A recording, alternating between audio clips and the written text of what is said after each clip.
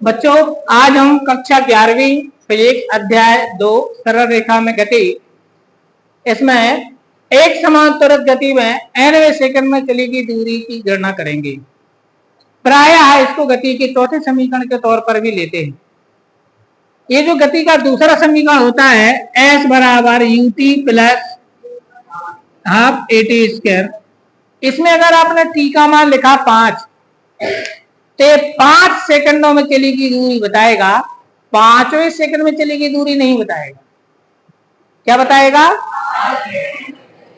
तो देखो 5 सेकंडों में चली गई दूरी और 5वें सेकंड में चली गई दूरी, दोनों में अंतर है। बात समझ में आ रही है? आ रही बात समझ में? तो जब हमें किसी पर्टिकुलर सेकंड में यानी अंतिम सेकंड में या किसी पर्टिकुलर सेकंड में चली गई दूरी ज्ञात करना हो, तब हम इसका प्रयोग करेंगे तो हमें डबल मेहनत करनी पड़ेगी। कैसी? जैसे आपसे पूछा गया कि 5वें सेकंड में चली गई दूरी ज्ञात कीजिए, तो फिर आप इसमें एक बार t का मान 5 लिखोगे और 5 सेकंडों में चली गई दूरी निकालोगे, फिर t का मान 4 लिखोगे, 4 सेकंडों में चली गई दूरी निकालोगे और फिर 5 सेकंडों में चली गई दूरी में से 4 सेकंड में चली गई दूरी घटाओगे, तब आपको कौन सी मिलेगी? तो ये तो मैंने आपको मैकेनिज्म बता दी कि अगर आपको इसी से ज्ञात करना है 5 सेकंड में चली गई दूरी, तो आपको काम 2 बार करना पड़ेगा। और लेकिन अगर आपको दी है, उसने कहा कि 5वें सेकंड में इतनी चलती है, 8वें सेकंड में इतनी चलती है, तो प्रारंभिक वेग और त्वरण ज्ञात करो, तो झंड हो जाएगी समीकरण से, क्योंकि आप लगा ही नहीं पाओगे। वो तो उसने ये थोड़ी कहा है कि 5 सेकंड में कितनी चली, क्या बोला? तो ये समीकरण काम नहीं करेंगे, इसलिए हम एक चौथा समीकरण बनाएंगे। वो चौथा समीकरण भी एक जनरली अपन ले लेते हैं कि गति के अब 3 नहीं, कितने हो गए हमारे पास? 4, क्योंकि वो चौथा समीकरण अपन नीचे सॉल्व करके बना लेते हैं।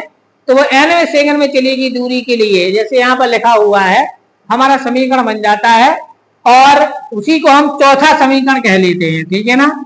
अभी क्या निकलता है, पहले मैं आपको समीकरण बता दूं ये क्या निकलता है। निकलता है Sn equal to u plus 1/2a 2n-1, ये निकलेगा। ये क्या है? nवें सेकंड में चली गई दूरी के लिए सूत्र। n में मतलब 5वें में कितना चला, 6वें में कितना चला, 8वें में, 14वें में, 25वें में, 27वें में, किसी पर्टिकुलर टोटल 27 में नहीं, 27वें में, टोटल 20 सेकंड में चली गई दूरी नहीं, 20वें सेकंड में। तो किसी लास्ट सेकंड में कितनी दूरी चलता है वो इससे निकलता है। हम इस समीकरण को ड्राइव कर रहे हैं, ये आपको परीक्षा में निकालने के लिए आ जाता है। सवाल ऐसा लिखा आएगा कि एक समान त्वरित गति में nवें सेकंड में चली गई दूरी के लिए सूत्र निर्मित कीजिए। बात समझ में आ गई? प्रश्न क्या आएगा? एक समान त्वरित गति में nवें सेकंड में चली गई दूरी के लिए सूत्र निर्मित कीजिए, या ऐसा आ जाएगा nवें सेकंड में चली गई दूरी की गणना कीजिए एक समान त्वरित गति में। ठीक है ना? तो इसको कैसे करेंगे सॉल्व, ध्यान दें आप लोग, सॉल्व कर रहा हूं मैं इसको। अब लिखेंगे गति के द्वितीय समीकरण से, गति के कौन से समीकरण से? द्वितीय समीकरण से। तो गति का द्वितीय समीकरण क्या बोलता है? S बराबर, बोलो, ut plus half at square, यही बोलता ना? नहीं बोलता है। अब अगर मैं इसमें t की वैल्यू n लिख दूं तो क्या मिलेगा हमें? n सेकंडों में चली गई दूरी। तो यहां पर लिखेंगे t बराबर n रखने पर प्रारंभ से, कहां से? प्रारंभ से n सेकंडों में, n सेकंडों में चली गई दूरी कितनी हो जाएगी, जल्दी बताओ? चली गई दूरी। तो मैं इसको S1 लिख दूं, थोड़ी देर को S1 मान लेते, इक्वल टू आ जाएगा un प्लस 1/2 an स्क्वायर, ये आ जाएगी इक्वेशन 5। क्या सबको समझ आई? आई बात? अब क्या लिखेंगे हम इसमें? t इक्वल टू n-1 रखने पर, इसका मतलब क्या हुआ? एक पहले का। जैसे अभी मैंने आपको बताया था 5वें सेकंड में चली गई दूरी निकालना है, तो पहले हम 5 सेकंड में चली गई दूरी निकालेंगे, फिर 4 सेकंड में चली गई दूरी। 4 का मतलब क्या हुआ, 5 माइनस 1। लेकिन यहाँ पर n की कोई पर्टिकुलर वैल्यू जो है नहीं है, तो यहाँ पर n और n से पहले क्या आएगा, n माइनस 1। ये बात समझ में आती है आपको, अच्छी तरह आ रही समझ में। तो यहाँ पर n माइनस 1 रखने पर n माइनस 1 सेकंडों में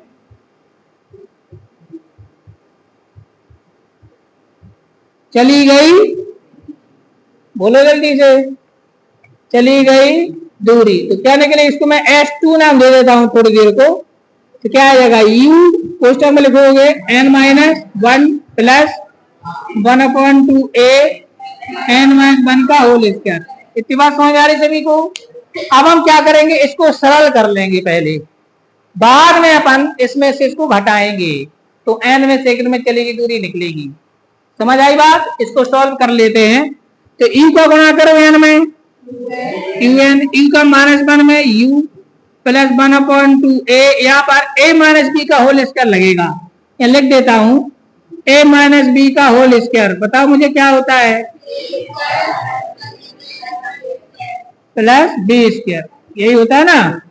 तो a स्क्वायर मतलब n square minus 2ab, 2n आएगा, नहीं आएगा, प्लस बी स्क्वायर मतलब 1 का स्क्वायर। तो एक कितना बना हमारे पास, un माइनस u, इसका भी गुणा कर दो अंदर, तो क्या आएगा 1/2 an स्क्वायर माइनस 2 से 2 कैंसिल आएगा, an आएगा, और 1/2 का 1 में गुणा करो 1/2 a। क्लियर है सभी को, ये समझ में आया an कहां से आया। अब 1/2 a का 2n में गुणा करो, 2 से 2 कैंसिल, an आएगा। अब हमें क्या चाहिए बताओ जल्दी से, n में सेकंड में चली गई, इसलिए n में सेकंड में, n में सेकंड में चली गई दूरी, चली गई दूरी, इसको नाम दे देते हैं Sn। क्या नाम दे देते हैं, तो S1 में से क्या घटा दो, S2 घटा दो। बात समझ में आ रही, S1 क्या है, n सेकंडों में चली गई दूरी, S2 क्या है, तो अगर मैं S1 में से S2 हटाता हूं तो क्या निकलेगा, लास्ट वाले सेकंड की दूरी निकलेगी। लास्ट वाला कौन सा है, n। तो n में सेकंड में चलेगी दूरी, तो S1 की वैल्यू क्या निकली थी, un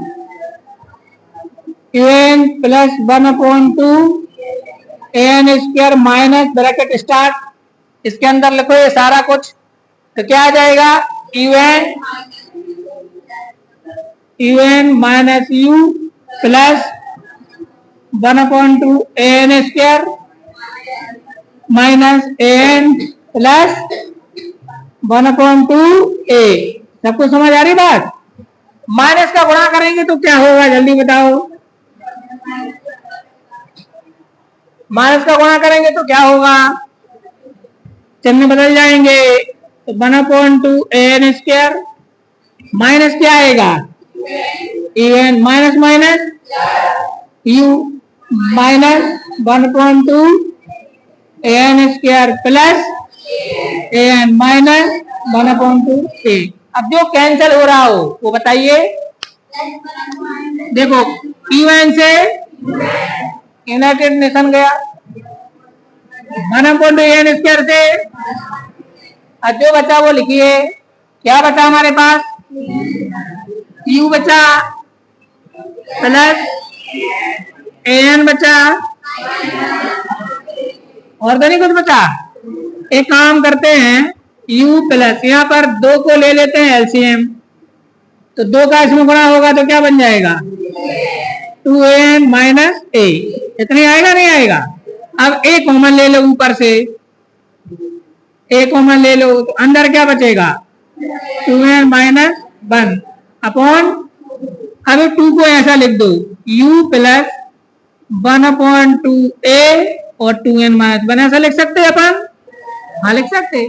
तो ये क्या निकल आया हमारा बताओ मुझे, एस एन। तो ये है हमारे पास nवें सेकंड में चलेगी दूरी का सूत्र, यही लिखा था अभी मैंने। तो nवें सेकंड में किसी वस्तु द्वारा एक समान त्वरित गति में nवें सेकंड में चलेगी दूरी का सूत्र होता है, अच्छी तरह रट्टा मार लो, एस एन बराबर यू प्लस 1/2a 2n-1। यही गति का चौथा समीकरण बोले लगते हैं। गति का कौन सा हो गया हमारा? चौथा।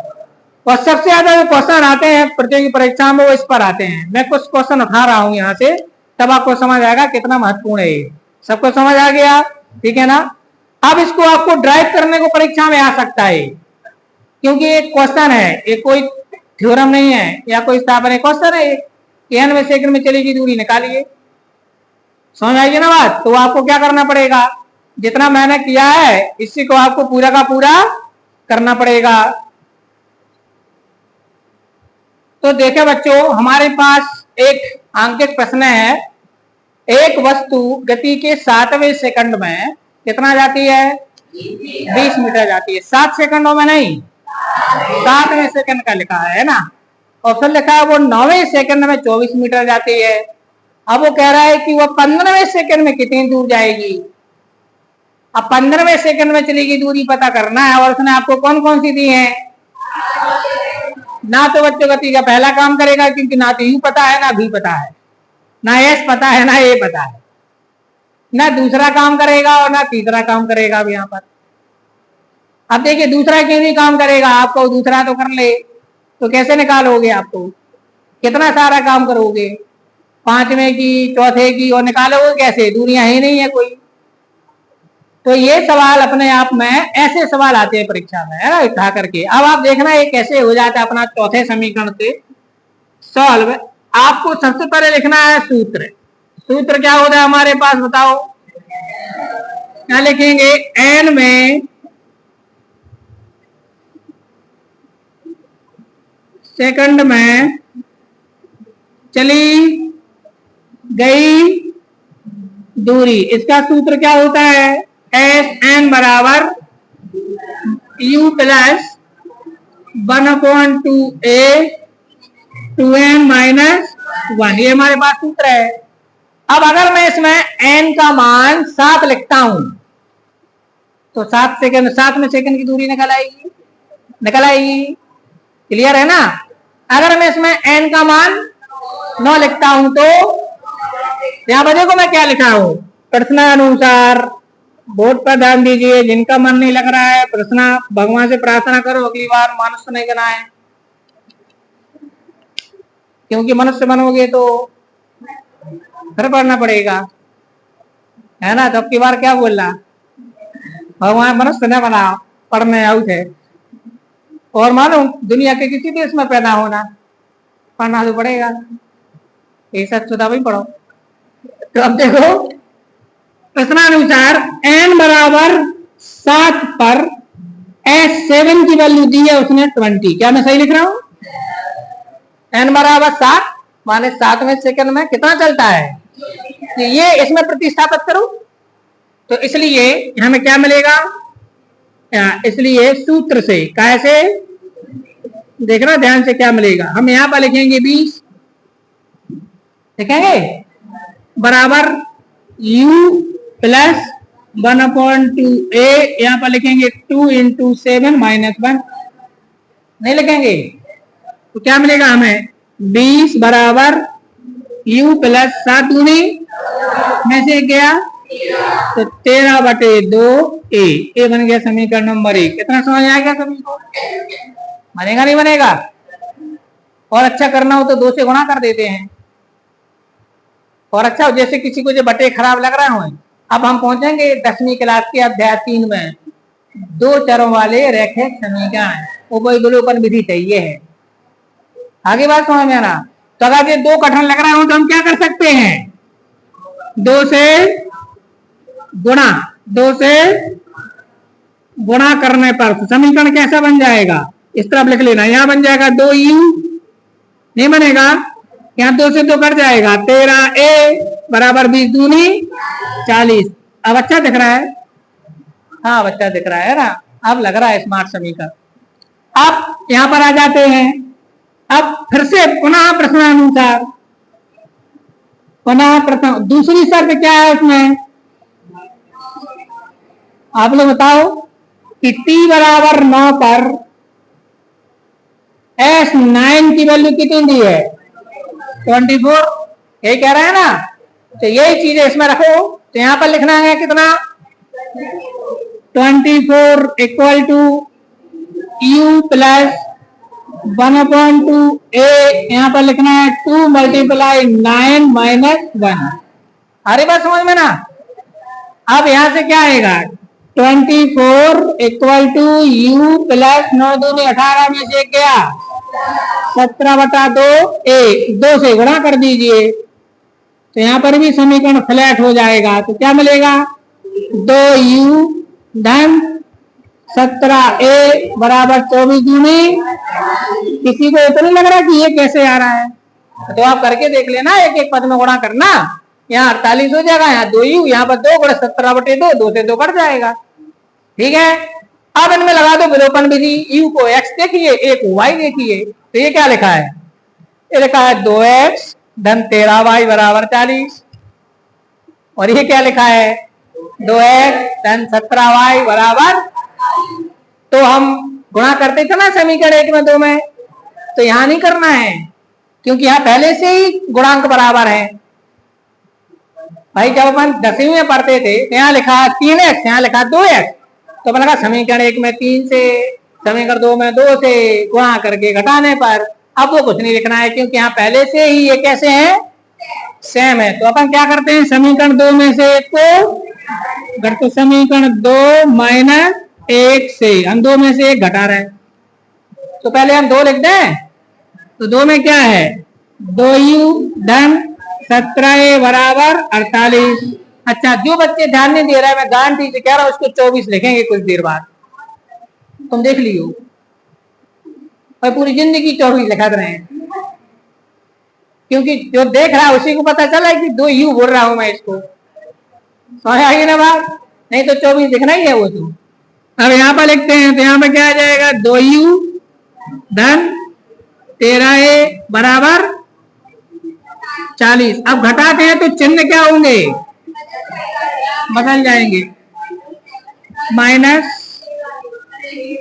हाँ क्या लिखना है, हाँ तो माइनस, और ये भी प्लस यहाँ पहले से है, तो प्लस का क्या हो जाएगा, ये खत्म, तो 17 में से 13 गए, 4a बराबर 8, तो a बराबर 4 दूनी 8, तो a का मान कितना आ गया, तो हमारा a हटाया। अब a का मान यहाँ पर लिख दीजिए, तो क्या निकल आएगा u, तो यहाँ फिर आ जाते हैं, तो समीकरण कितने में, 1 में किसका, a का मान रखने पर, तो हमारे पास आएगा 2u धन 13, a का मान है 2, बराबर में लिखना है 40, तो 2u धन 26 बराबर 40, तो 2u बराबर कितना आएगा 40 माइनस 26, हाँ तो बोलो ना, 14, 26 4 30 10 40, और यहां से u बराबर कितना आएगा 14/2, तो u का मान कितना आ गया, u बराबर हमारे पास 7 आ गया। तो उसकी प्रारंभिक वेग कहलाया 7 मीटर प्रति सेकंड, और ये कहलाया 2 मीटर प्रति सेकंड वर्ग। अब क्या निकालना है, तो यहाँ पर लिखेंगे, इसलिए S15 बराबर, यानी कि 15वें सेकंड में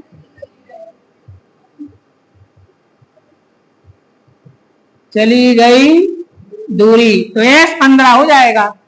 S15 बराबर जहां u है वहां पर क्या लिखना है बोलो, 7 धन 1/2, a को कितना लिखना है 2 धन 2 गुणित 15 माइनस 1, आएगा नहीं आएगा, 2n, तो n का मान कितना लिखना है 15 लिखना है, तो 2 गुणित 15 माइनस 1, यह आ जाएगा 7 धन 2 से 2 15 दूनी 1 गया 29 7 36 मीटर।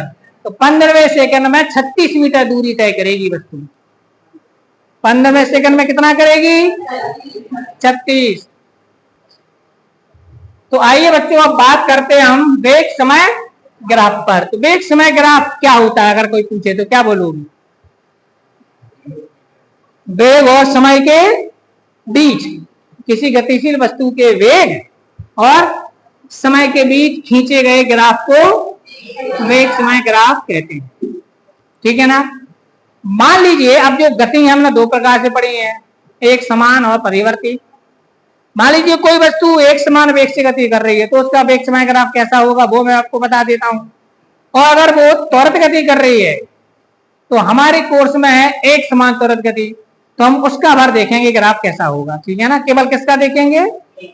एक समान त्वरित गति का। आइए आपको बता देते हैं। ठीक, वेग समय ग्राफ। तो वेग व समय के बीच, वेग व समय के बीच खींचा गया ग्राफ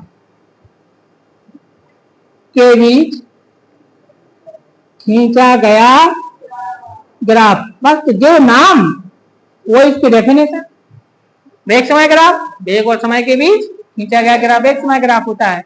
अब ट्रेडिशनली हम क्या करते हैं, देखो ऐसा कोई मतलब मजबूरी नहीं है कि हम इस अक्ष पर किसी विशेष अक्ष पर किसी विशेष चीज को ही लें, लेकिन यहाँ पर हम समय को लेते हैं हमेशा एक्स अक्ष पर और वेग के मानों को लेंगे वाई, तो इसको ग्राफ की समझ आएगी ना बात। किसको कहाँ लेना है? ठीक है ना। तब हमारे लिए क्या मिलेगा? वेग समय ग्राफ में।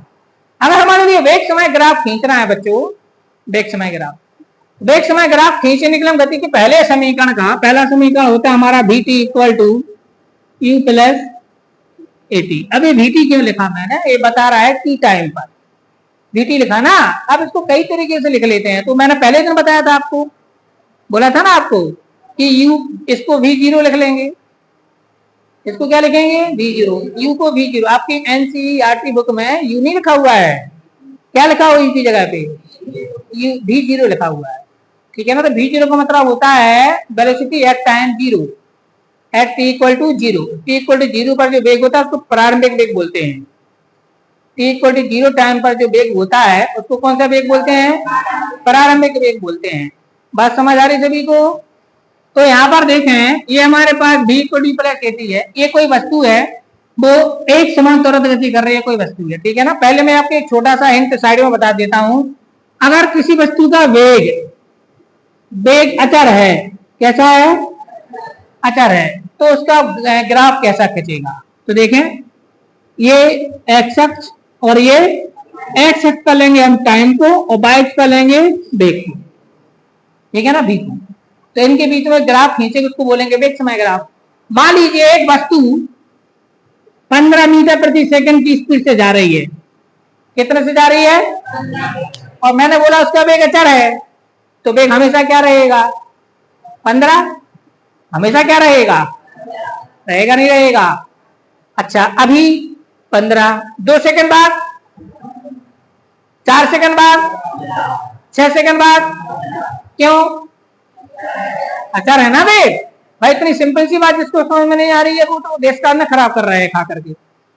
अगर इतनी छोटी सी बात समझ नहीं आ रही है भाई, पहले मैंने बोला वो अचर वेग से जा रही है, तो उसका वेग मैंने कहा 15 मीटर प्रति सेकंड किसी समय था, या उसने अपनी स्पीड प्रारंभ की 15 मीटर प्रति सेकंड से, लेकिन वेग अचर है तो हमेशा कितना रहेगा? तो अगर मैं आपसे बोलूं कि बताइए t बराबर 0 पर भी, बोलोगे 15, बोलोगे नहीं बोलोगे? अगर मैं बोलूं t बराबर 1 सेकंड बाद v का मान 15, अगर मैं बोलूं t बराबर 2 पर 15, अगर मैं बोलूं t बराबर 3 पर, बात समझ में आ रही? मतलब हर सेकंड पर उसका वेग क्या है? बात समझ आ रही सबको? तो पहले यहाँ पर लिया मैंने 1 2 3 4 5, यहाँ पर 5 10 15 20 25 30, यहाँ 5 है, 10 है, 15 है, 20 है, 25 है, 30 है मीटर प्रति सेकंड में। किसमें? तो यहाँ पर ये सारा कुछ सेकंड में है। ठीक, तो 1 second, 2 second, 3 second, 4 second, 5 second, up to so on. पहला वाला आंकड़ा बताइए, पहले t बराबर 0 पर कितना था? तो यहाँ पर टी की वैल्यू 0 होगी और यहाँ पर तो पहला पॉइंट यहाँ मिलेगा, ये मिल गया हमें 0.15। कौन सा मिल गया? चलो अब मुझे आप 1.15 बताओ। टी का मान 1 और बी का मान तो 15 के सामने और 1 के ऊपर यहाँ मिलेगा पॉइंट। ये कौन सा पॉइंट है? 1.15। समझ आ रही सभी को? चलो 2.15 कहाँ मिलेगा? 15 के सामने 2 के ऊपर, तो ये कौन सा पॉइंट होगा? ये कौन सा पॉइंट होगा? ये कौन सा पॉइंट होगा? आएंगे नहीं आएंगे? और पॉइंट से पॉइंट को मिलाएंगे तो क्या खिंच जाएगा? ये ग्राफ। तो ये है अचर वेग वाली वस्तु का वेग समय ग्राफ। किसका वेग समय ग्राफ है? माने अगर किसी वस्तु का वेग कांस्टेंट है, वेलोसिटी कांस्टेंट, स्पीड कांस्टेंट है, तब उसका जो वेलोसिटी टाइम ग्राफ है वो पैरेलल टू टाइम एक्सिस होता है, समय अक्ष के समांतर सरल रेखा होता है। किसका? इसके पहले मैंने ये बताया, लेकिन वो स्थिति समय ग्राफ का ध्यान रखना। वो क्या था? ये वस्तु खड़ी है, ब्रह्म अवस्था वाली वस्तु का था। वस्तु खड़ी है, समय बढ़ रहा है, वस्तु खड़ी है, समय बढ़ रहा है, वस्तु खड़ी है। तो उस समय भी ऐसा ही था, लेकिन वो था स्थिति समय ग्राफ। ध्यान रखना। आप बोलो सर ये तो पढ़ चुके हो, लेकिन ये मैं बता रहा हूं वेग समय ग्राफ, ये नहीं पढ़ा है। समझ आई सभी को बात? तो यहां पर देखें ये वेग समय ग्राफ है। तो अचर वेग वाली वस्तु का या एक समान वेग से चलती हुई वस्तु का वेग समय ग्राफ समय अक्ष के समांतर सरल रेखा होता है। इसको आप अपने दिमाग में फीड कर लो, ये रिजल्ट है। किसका वेग समय ग्राफ समय अक्ष के समांतर सरल रेखा होता है? अचर वेग से चलती वस्तु का, यानी कि जिसका वेग एक समान है उसका है। जिसका वेग कैसा है? उसका वेग समय ग्राफ समय अक्ष के समांतर सरल रेखा होता है। क्लियर हो गया सबको? अब हम करते हैं एक समान त्वरित गति के लिए वेग समय ग्राफ। किसके लिए? किसके लिए करें? तो जब आपको परीक्षा में आ सकता है कि एक समान त्वरित गति के लिए वेग समय ग्राफ की रचना कीजिए, या सुनते चलना प्रश्न है, सिद्ध कीजिए वेग समय ग्राफ की प्रवणता वस्तु के त्वरण के बराबर होती है, या सिद्ध कीजिए वेग समय ग्राफ और समय अक्ष के बीच घिरे क्षेत्र का क्षेत्रफल वस्तु के विस्थापन के बराबर होता है। 3 प्रश्न बनते हैं, तीनों का उत्तर एक में निकलना है। पहला प्रश्न क्या बोला?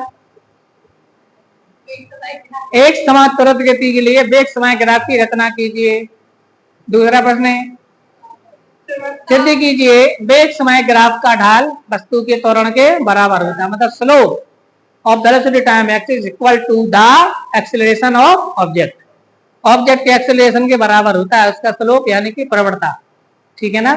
इसके बाद तीसरा प्रश्न आपको क्या आ सकता है? सिद्ध कीजिए वेग समय ग्राफ और समय अक्ष के बीच घिरे क्षेत्र का क्षेत्रफल वस्तु के विस्थापन के बराबर होता है। अभी जो मैंने आपको 2 चीजें बाद में बोली है ना, ये 2 मंत्र हैं, ये तो फिजिक्स में याद होना चाहिए कि ग्राफ से क्या जानकारी मिलती है। उसी के लिए ग्राफ पढ़ते हैं, बस उन 2 जानकारी के लिए ग्राफ पढ़ते हैं जो जानकारी मैंने आपको बोली है बाद में। मैं एक बार फिर से बोल देता हूं। वेग समय ग्राफ से आपको क्या इंफॉर्मेशन मिलती है? नंबर 1, वेग समय ग्राफ का की प्रवणता वस्तु के त्वरण के बराबर होती है, एक इंफॉर्मेशन ये मिलती है।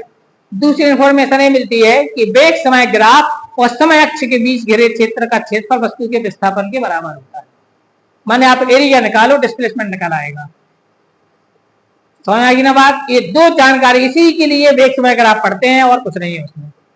समझ आएगी ना बात? अब वेग समय ग्राफ खींचेंगे कैसे?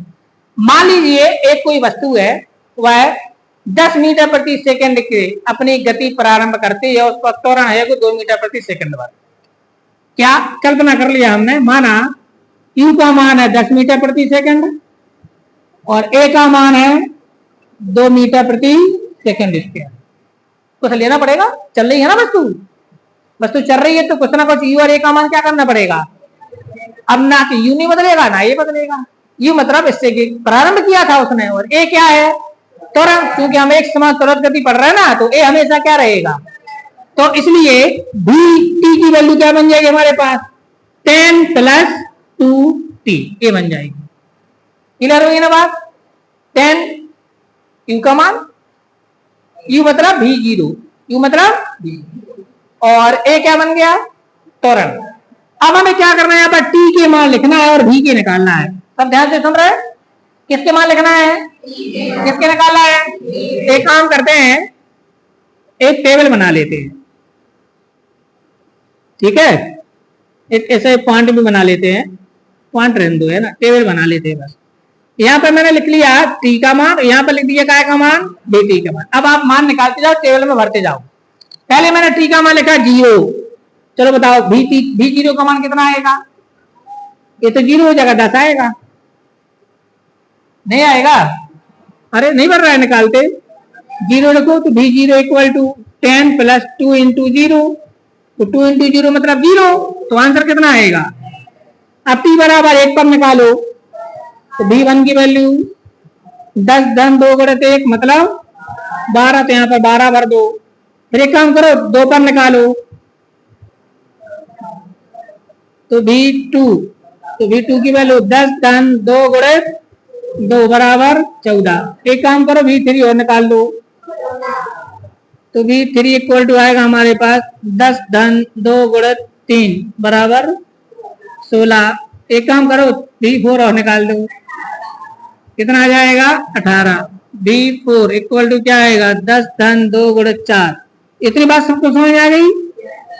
अब इन पॉइंट को लेकर हम ग्राफ खींचेंगे, तो कौन सा ग्राफ खींचेगा, एक समान त्वरित गति के लिए वेग समीकरण खींच जाएगा। तो आपको ग्राफ खींचना सीख लिया आपने, कैसे खींचेगा देखिए, आइए खींचते हैं।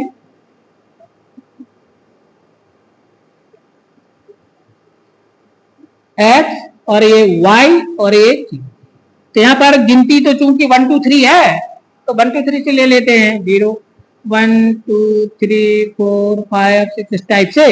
और यहाँ पर हम 10 5 5 का अंतर ले लेते हैं, कितने का ले लें, 18 2 2 का लेते हैं, है ना। तो 2 4 6 8 10 12 14 16 18 20 22 24 26, समझ रहे आपको। तो यहाँ पर मैंने 2 2 का अंतर लिया है, जैसे यहाँ 2 है, यहाँ 4 है, यहाँ 6 है, यहाँ 1 का अंतर लिया है, ठीक है, ग्राफ आ जाएगा। तो पहला हमारा कितना है पॉइंट, 0 पर 10 है ना, तो टी की वैल्यू 0 यहाँ पर आएगी, और 10 कहाँ पर, 8 और 2 तो यहाँ पर आएगी। तो यहाँ से शुरू हो रहा है ग्राफ, ये पहला पॉइंट हो गया। सबको समझ आएगी ना बात। अगर यहाँ पर मैं 0 लेता तो ग्राफ यहाँ से स्टार्ट होता, अगर मैं u की वैल्यू 2 लेता तो ग्राफ यहां से स्टार्ट होता, अगर मैं u की वैल्यू 4 लेता तो ग्राफ कहीं से भी स्टार्ट हो सकता है। u की वैल्यू क्या है इनिशियली। अब दूसरा वाला देखें, ये 0 1 पर कितना है, तो 1 के सामने 12, ये 10 और 2 12, यहां से उठा लो, तो यहां पर आएगा पॉइंट। क्या मैं सही हूं, चलो अगला बताओ जल्दी, पॉइंट कहां पर आएगा, 2 14, तो 14 के सामने और 2 के ऊपर, तो मैं यहाँ इस तरफ यहाँ लगा देता हूं, ठीक है। अगला वाला कहाँ आएगा, 3 16, तो 3 के सामने और 16 के सामने, तो यहाँ से मैंने उठाया, तो यहाँ पर कहीं आपको मिल जाएगा, ठीक है। और नहीं लेता हूं, अब इन चारों को क्या करते हैं, मिला देते हैं, ये बनेगा। तो ये है हमारा क्या, एक समान त्वरित गति के लिए वेग समय ग्राफ। ये सभी को समझ आया क्या है, यहाँ तक कोई कंफ्यूजन तो नहीं। तो अगर आपको ग्राफ खींचने आएगा तो आपको कल्पना कर लेनी है कि माना एक वस्तु इतने वेग से चल रही है और इस त्वरण के अंदर चल रही है, ठीक है ना। फिर आप गति के प्रथम समीकरण लिखेंगे, उसमें वैल्यू पुट करके एक इक्वेशन बना लेंगे। फिर आप उसमें क्या करोगे, टी की वैल्यू लिखोगे और बी की वैल्यू निकालते जाओगे, और बी और टी के बीच में पॉइंट लेकर ग्राफ बना दोगे। क्लियर हो गया। क्या सीखा आपने, वेग समय ग्राफ खींचना। क्या सीखा आपने, इसमें कोई संशय किसी को, कितने बच्चों से खींचते बन जाएगा वेग समय ग्राफ, अगर आ गया तो ठीक है। अब देखते हैं अपन, ये वेग समय ग्राफ खींच गया। अब हमें क्या निकालना है कि वेग समय ग्राफ से हमें क्या जानकारी मिलती है। कहीं मैं आपको बता रहा था वेग समय ग्राफ की प्रवणता वस्तु के किसी टाइप की जानकारी चाहिए हमें, अब उसको देखते हैं कैसे निकलेगी। क्या मैं इसको साफ कर दूं, ये तो आपने वेग समय ग्राफ खींचना सीख लिया। अब अच्छा जरूरी है क्या कि यहाँ पर मैं 10 ही लूं पहला वेग, आपको जो लेना हो आपकी मर्जी, आपको 2 लेना है, 2 से स्टार्ट हो जाएगा। 4 लोगे, 6 लोगे, ग्राफ की आकृति नहीं बदलेगी, कहने वाला ग्राफ ऐसा ही जाएगा, सीधी सी बात है। एक ही वैल्यू आप अपने मन से ले लो, जैसे मैंने 2 ली, आप 1 ले लो, 3 ले लो। आप एक ही वैल्यू जितने ज्यादा लोगे, ग्राफ का जो पॉइंट होते दूर आएंगे। क्यों आएंगे दूर? क्योंकि त्वरण 3 है, तो 1 सेकंड में 3 का परिवर्तन आएगा, तो वो ग्राफ के जो पॉइंट है वो कहां हो जाएंगे? दूर दूर है ना, और कुछ फर्क नहीं पड़ेगा। ग्राफ का शेप इसी टाइप का आएगा, एक सरल रेखा आएगा और इस टाइप की होगी। ठीक, चलिए अब मैं आपको बता रहा हूं कि बेक समय ग्राफ से में जानकारी क्या मिलती है, तो थोड़ा सावधान होकर बैठिए, क्योंकि ये पूरी की पूरी कार्ती है जो मैं आपको बताऊंगा। ये कार्टेशियन ज्योमेट्री है, एक प्रकार का, उस पर काम होना है, ठीक है ना। अब मैं मान लेता हूं, इसको मैं हटा देता हूं, 1 मैंने बता दिए बस। अब यहां पर मेरा क्या चल रहा है? टाइम t यहां पर है, और यहां पर क्या है मेरा? dt है सबसे पर। क्लियर है ना? ये v0 की वैल्यू मानी जाएगी। इकाई की वैल्यू मानी जाएगी v0, मतलब स्टार्टिंग में जिसको मैंने u बोला था ना, तो मैं v0 ऐसा लिखता हूं, ये मैं v0 से, ये v0 की वैल्यू है, v0 मतलब प्रारंभिक वेग। जिसको मैंने u लिखा है उसको मैंने क्या लिख दिया? v0। चलो u लिख देते हैं, मान लीजिए क्या की वैल्यू है? u की वैल्यू है। यहाँ पर u क्या कहलाता है? प्रारंभिक वेग, यानी कि जो v0 की वैल्यू है वो क्या है? u है, यहाँ पर है u। ये क्लियर हो गया सबको? अब मैंने यहाँ पर एक पॉइंट ले लिया, या कहीं पर भी मैं कोई 2 पॉइंट यहाँ पर ले लेता हूं, कहीं पर भी कोई भी मैं 2 पॉइंट ले रहा हूं, ठीक है ना। मैंने बोला मैं यहाँ भी ले सकता हूँ, यहाँ भी कहीं भी ले सकता हूँ। मैंने 2 पॉइंट ले लिए। मान लीजिए मैंने 1 पॉइंट यहाँ पर ले लिया, और मैंने 1 पॉइंट मान लीजिए यहाँ पर ले लिया। ये मैंने 2 पॉइंट इस ग्राफ पर ले लिए। ध्यान देना आप लोग, है ना।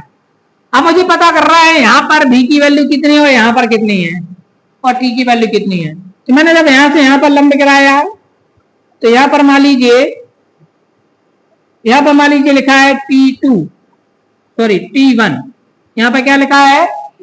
तो यहाँ पर एक t1 मतलब 1 सेकंड, 2 सेकंड, 3 सेकंड, 4, कुछ भी लिखा हो सकता है, लेकिन चूंकि हमने काउंटिंग नहीं ली है, तो यहाँ पर क्या लिखा हुआ है? कोई टाइम t1 लिखा हुआ है। फिर मैंने यहां से एक लंब गिराया, तो यहाँ पर मान लीजिए t2 टाइम लिखा हुआ है, ये कोई दूसरा सेकंड हो गया, जैसे 10वां सेकंड, 12वां, 18वां, 25वां, 26वां, कुछ भी। फिर मैंने यहां से यहां पर लंब गिराया, यहाँ पर, तो यहाँ पर जहां पर भी काटेगा यहाँ वेग मिलेगा ना? नहीं मिलेगा। यहाँ पर मान लीजिए v1 लिखा हुआ है, और मैंने यहां से यहाँ पर लंब गिराया,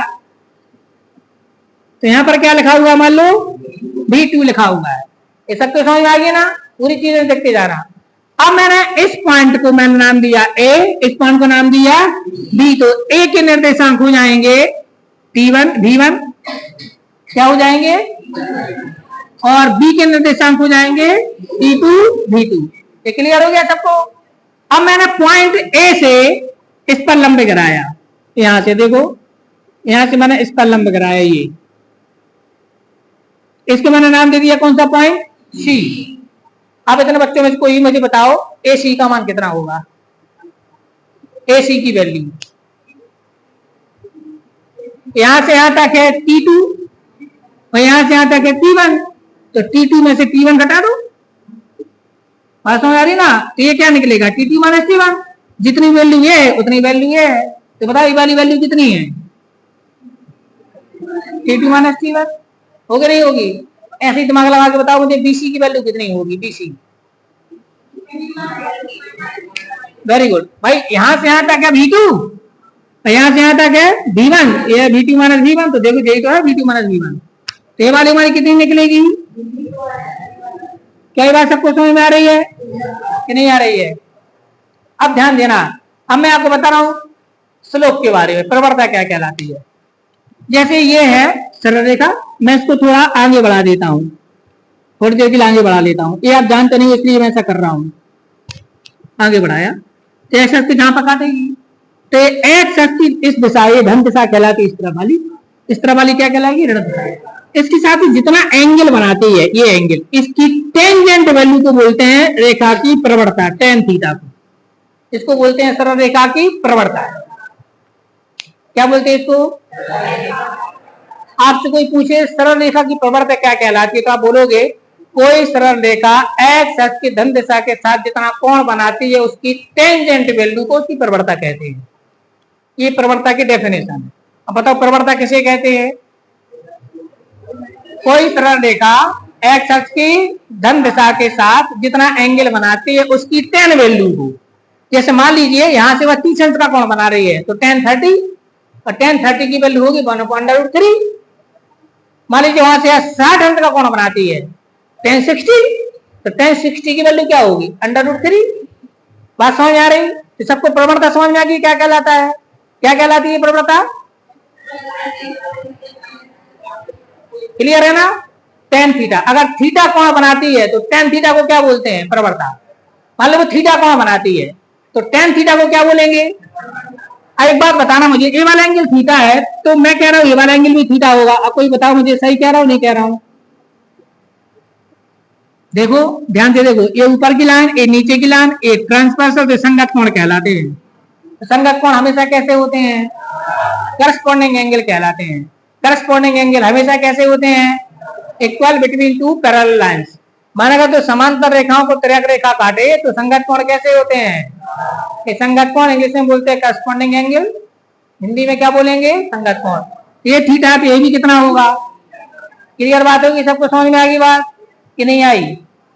ये क्या है? थीटा। तो जितना यहां बनाएगा उतना ही यहां बनेगा। ये बात क्लियर है? अब एक काम करो आप लोग, ये जो त्रिभुज दिख रहा है आपको ये समकोण त्रिभुज है। क्यों? क्योंकि मैंने लंब गिराया था ना, एंगल 90 का था।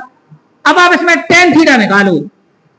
त्रिभुज ACB में tan थीटा की वैल्यू निकालो तो tan थीटा इक्वल टू क्या आएगा जल्दी बताओ? tan थीटा बराबर आएगा, tan बराबर होता है लंब बटे आधार, नहीं होता है? लंब वजह कौन सी है? BC। Very good. आधार वजह कौन सी है? तो BC बटे AC आएगा नहीं आएगा? आएगा नहीं आएगा? तो यहां से हमारा tan theta equal to BC मतलब है वो V2 माइनस V1 नहीं है? और इसके बराबर क्या है? ये क्या लिखा है? V2 माइनस V1 मतलब वेग में परिवर्तन। अरे V2 माइनस V1 मतलब अंतिम वेग माइनस प्रारंभिक वेग बराबर वेग में परिवर्तन।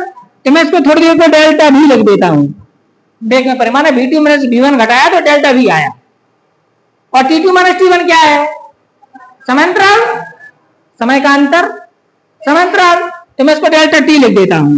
क्लियर होगी ना बात? अब बताओ डेल्टा V बटे डेल्टा T मतलब वेग में परिवर्तन बटे समांतराल बराबर त्वरण। तो क्या प्रूफ हो गया? tan थीटा इक्वल टू आ गया। और tan थीटा को क्या बोलते हैं?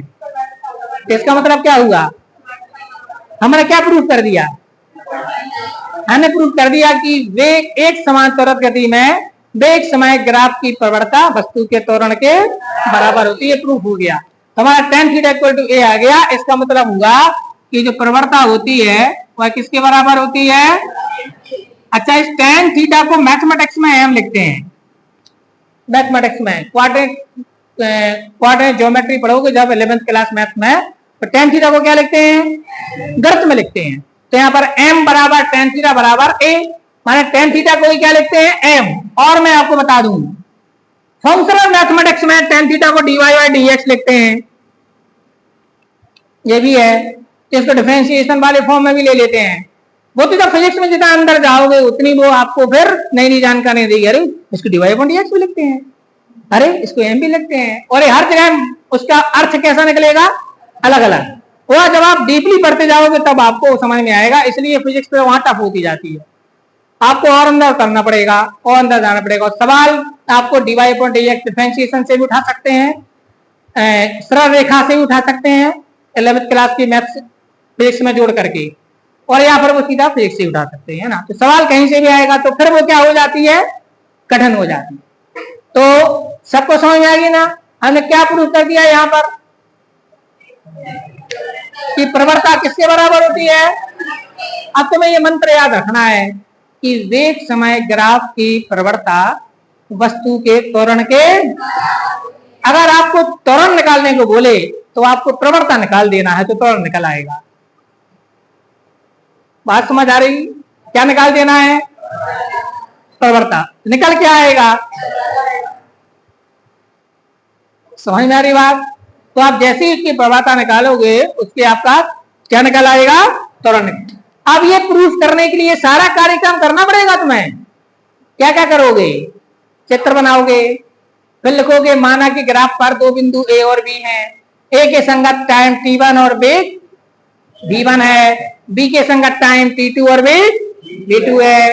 अब हमने ए से एक्स अक्ष पर या ए से, इसको नाम दे देना कुछ भी, पहले तो ए और बी से एक्स अक्ष पर लंब क्रमशः ए एम और बी एन खींचे। क्लियर होगी ना बात? फिर मैंने ए से बी एन पर लंब ए सी खींचा, माना कोण बी ए सी बराबर थीटा, तब टेन थीटा इस तरह रेखा का प्रवणता होगी। समझ आएगी ना बात? फिर आप लिखोगे ज्यामिति से स्पष्ट है, ए सी बराबर होगा एम एन, एम एन बराबर होगा T2 माइनस T1। फिर आप लिखोगे बी सी, तो बी सी बराबर ये आएगा हमारा, तो लिखोगे V2 माइनस V1। क्लियर आ गई ना बात समझ में? ये सारी कहानी लिखना पड़ेगी। फिर आप बाद में लिखोगे कि त्रिभुज ACB में tan थीटा बराबर, तब जाकर के मिलेगा। तो पहले जो मैंने थ्योरी आपको बोली है वो थ्योरी आपको क्या करना पड़ेगी? कब लिखना पड़ेगा? अगर आपको क्वेश्चन आ जाए परीक्षा में, सिद्ध कीजिए एक समान त्वरित गति में वेग समय ग्राफ की प्रवणता वस्तु के, तब ये कार्यक्रम करना पड़ेगा। क्या समझ में आई बात? तब के लिए। अब ये तो हुई एक जानकारी हमारे पास, ठीक है ना? एक बात बताओ मुझे, क्या बता सकते हो इसका एरिया? ये जो आपको दिख रहा है ये वाला एरिया कितना होगा? ये एरिया निकालना है मुझे। एरिया कितना निकलेगा? एरिया मैं अगर आपसे पूछूं इसको मिटाना है, अब देखो हम बात कर रहे हैं, ठीक है ना, हम बात कर रहे हैं अभी